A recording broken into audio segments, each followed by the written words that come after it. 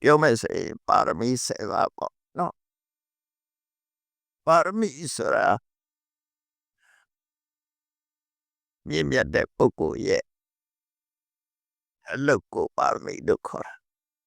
မြင့်မြတ်တဲ့ပုဂ္ဂိုလ်တွေလုပ်တဲ့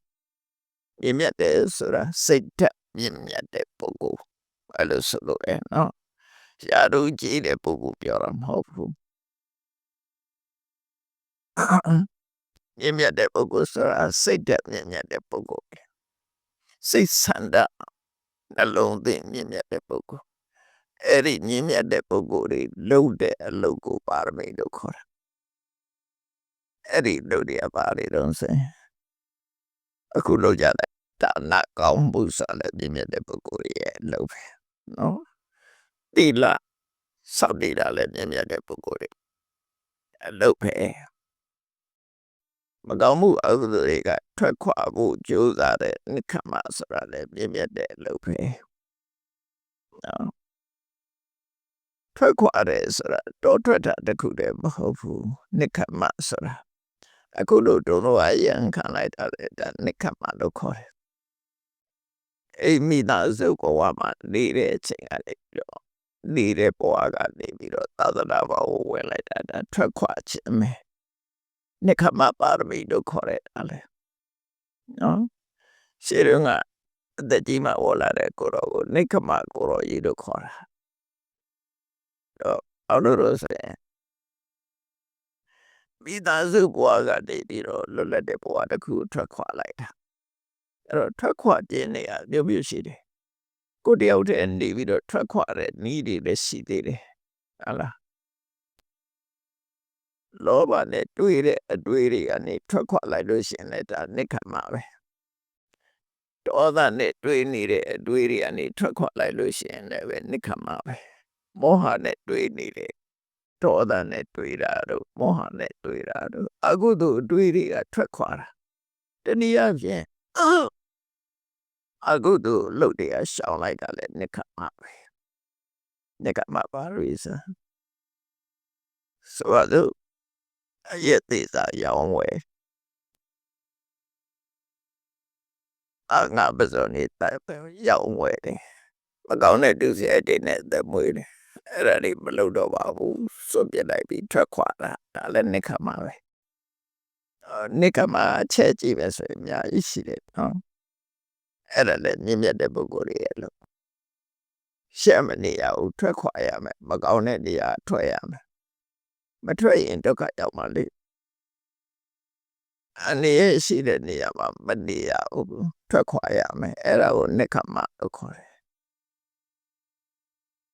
ဒါနာကပေရကနာလူတိုင်းသိတယ်တိလာကကာယကဝစီကဖြစ်ကြအောင်နေတယ်နိခမကမကောင်းတဲ့အခြေအနေတစ်ခုကထွက်ခွာဖို့ကြိုးစားတယ်လူတိုင်းထွက်ခွာနိုင်တာမဟုတ်ဘူးနော်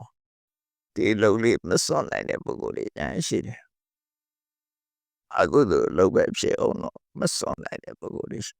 အဲ့တော့စွန့်လို့ပြီးတော့ထွက်ခွာဒါနိခမပါရမီလို့ခေါ်တယ်နော်ပညာပါရမီဆိုတော့အထူးပြောစရာမလိုဘူးပညာဆိုတာလုပ်တဲ့နာနဲ့မလုပ်တဲ့နာသိတာကံကံဤကျိုးလက်ခံတာသိမြင်တာဘယ်ရမှမပြေဘူးလို့သိတာအတ္တမိုးရှိတဲ့ပညာတွေလုပ်တဲ့နာနဲ့မလုပ်တဲ့နဲ့ဆိုတဲ့ပညာကအခြေခံ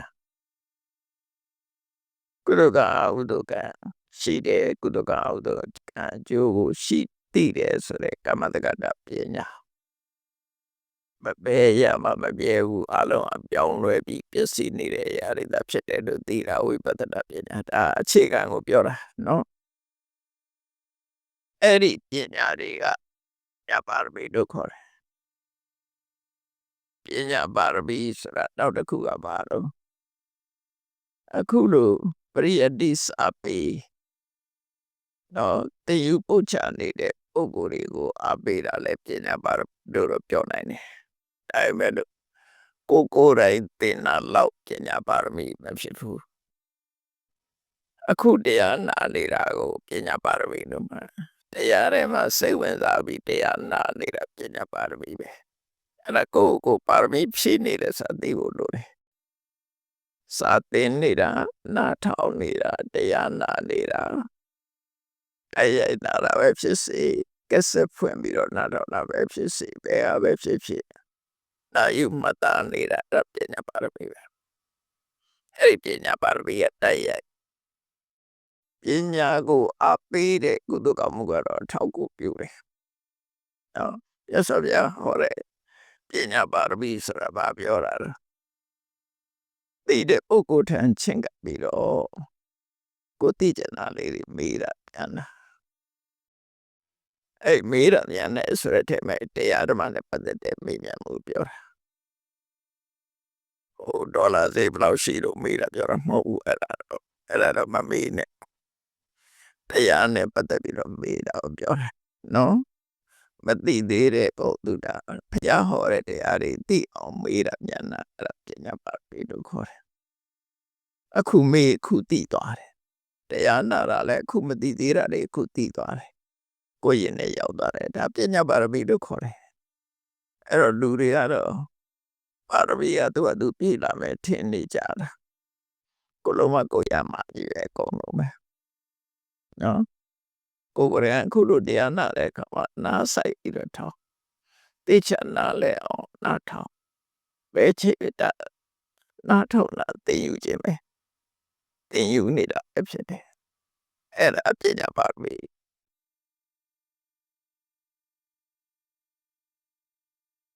ဝိရိယပါရမီဆိုတာတော့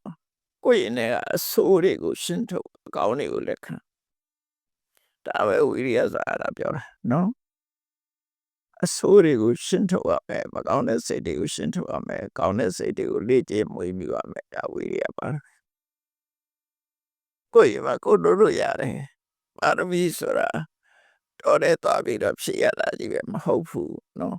ဖျက်ဖြစ်ဖို့ဆိုတာကိုလေ့ကျင့်တာကိုတကူရီတကရလေ့ကျင့်လို့ရတယ်စိတ်ဆိုးတယ်ရင်မဆိုးအောင်လို့နော်လောဘကြည့်ရင်မကြည့်အောင်လို့မေတ္တာပွားဒေါသကြည့်ရင်မေတ္တာပွားလောဘကြည့်ရင်အိဋ္ဌသိညာနှလုံးသွင်းအဲ့လိုရှင်းထုတ်ပြီးတော့ကိုကြိုးစားအားထုတ်နေတာဒီပဲနဲ့ဝိရိယပါရမီလို့ခေါ်တယ်ခန္တီပါရမီဆိုတာအခက်ခဲတွေကြုံလာတဲ့အခါမှာနောက်မဆုတ်ပဲနဲ့စိတ်မပြတ်တာစိတ်မပြတ်အောင်နေတာခန္တီပါရမီလက်ခံတတ်တယ်နော်သစ္စာပါရမီဆိုတာတော့ဂရိသစ္စာတီးတာကိုပြောတာဂရိသစ္စာတီးတယ်ကိုပေးထားတဲ့ဂတိကိုမဖြတ်ရဘူး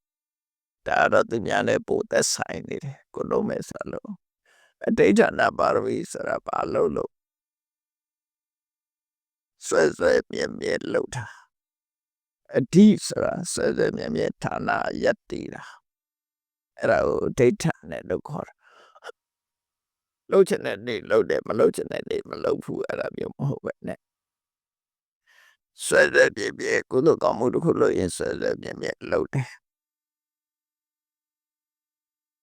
အဋ္ဌာပြီးတော့လှုပ်တယ်အမြဲတမ်းလှုပ်တယ်အဲ့ဒါအဋ္ဌာဏပါရမီမေတ္တာပါရမီဆိုတာသတ္တဝါတွေပေါ်မှာမေတ္တာပွားတာမေတ္တာပွားရဲဆိုတဲ့အခါမှာအပိုင်းအခြားလုပ်ပြီးတော့မေတ္တာပွားရင်ဩဒိတောမေတ္တာပရဏလို့ခေါ်တယ်အပိုင်းအခြားဆိုတာကန့်တက်ကလေးနဲ့ပွားတာဥပမာယဟန်တန်ဃာတွေချမ်းသာကြပါစေယဟန်တန်ဃာတွေကိုတဆုလိုက်ပွားတာကိုပြောတာဩဒိတောဆိုတာဆုလိုက်တာမိုးကုတ်ကလူတွေမေတ္တာပွားခြင်းမိုးကုတ်အရှိရမှနေတဲ့လူတွေချမ်းသာကြပါစေတောင်းရမှလူတွေချမ်းသာရောက်နောက်ရမှနေတဲ့လူတွေ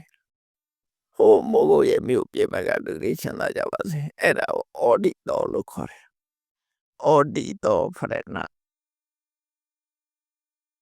နော်အဲ့ဒါလို့မဟုတ်ပဲနဲ့ဘယ်သူပဲဝပတ္တမတ်တော့ပဲနဲ့ရှိသမျှလူတွေအားလုံးချမ်းသာကြပါစေတကဘာလုံးမှာရှိတဲ့တတ္တဝါတွေချမ်းသာကြပါစေဆိုတာနောဒိတာတတ္တဝါဆိုတဲ့နာမည်အောက်မှာအားလုံးရှိတယ်အဘိတ္တအဘိဓာဟောတုဆိုတာအားလုံးကို ပွားတာဖြစ်လို့အဲ့ဒါမေတ္တာဘာဝနာလို့ခေါ်တယ်အဲ့ဒါကအနောဒိတအနောဒိတောပိုင်းခြားကန့်သတ်မှုမရှိပဲနဲ့မေတ္တာပို့တဲ့ပုဂ္ဂိုလ်တွေကိုကန့်သတ်မထားပဲနဲ့လူရောနတ်ရောရှိသမျှတ attva တွေအားလုံးတိရစ္ဆာန်တွေရောအကုန်လုံးပို့တာအဲ့ဒါကအနောဒိတနောက်ဒိတဖရဏဆိုတာကိုနေတဲ့နေရာကနေပြီးတော့ကိုယ့်ရဲ့အထက်မှာရှိတဲ့ attva တွေကိုနေတဲ့နေရာရဲ့အောက်မှာရှိတဲ့ attva တွေအရှိရမှာရှိတာတွေနောက်ရမှာရှိတာတွေတောင်ရမှာရှိတာတွေအဲ့လိုခွဲခြားပြီးတော့ပွားတာကြတော့ဒိတဖရဏလို့ခေါ်တယ်ဘယ်နည်းနဲ့ပဲပွားအကုန်လုံးလုပ်ရမယ်လို့ပြောတာမဟုတ်ဘူးမေတ္တာထားဖို့အရေးကြီးအဲ့ဒါမေတ္တာပါရမီဥပိ္ပခာပါရမီကြတော့ညှော်လင့်ချက်နဲ့မလုပ်ရဘူးလူတွေမှာအထူးသဖြင့်ကိုယ်ကလူတယောက်ကိုကူညီတယ်အဲ့ဒီကူညီတဲ့လူကကိုမြတ်ပါကူညီမလဲဆိုမျှော်လင့်ချက်မထားဘူးအဲ့ဒါကိုပြောတာနော်ဟိုဣဒံမေပုံညာနိဗ္ဗာန်တပစ္စယောဟောတုဆိုအဲ့ဒီမျှော်လင့်ချက်မျိုးပြောတာမဟုတ်ဘူးကိုပေးရင်ကိုစီကိုပြန်ရခြင်းနဲ့မျှော်လင့်ချက်မျိုးမထားရဘူးသူဘာမှပြန်ရခြင်းမရှိရဘူးအဲ့ဒါကိုဥပိ္ပခပါရမီလို့ခေါ်တယ်အဲ့ဒီတော့ပါရမီဆိုတာဖះအလောင်းမှဖြည့်ရတာမဟုတ်ဘူးလူတိုင်းလည်းဖြည့်ရတယ်ဖះအလောင်းကဲ့သို့အတိုင်းအတာတစ်ခုရောက်သွားရင်ကိုယ်လည်းဖះဖြစ်မှာပဲ